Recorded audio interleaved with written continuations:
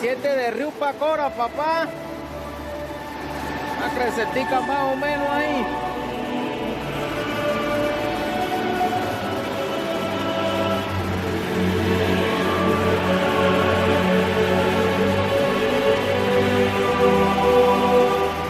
Delicia del gavilán.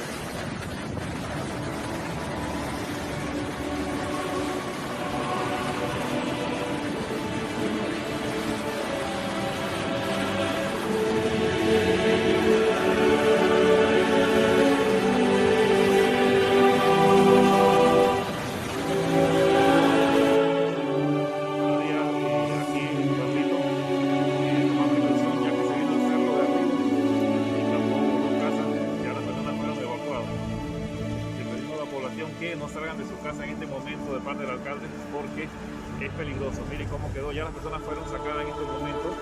Está la Policía Nacional aquí, SINAPROC y la Alcaldía de Tierras Altas haciendo presencia para apoyar.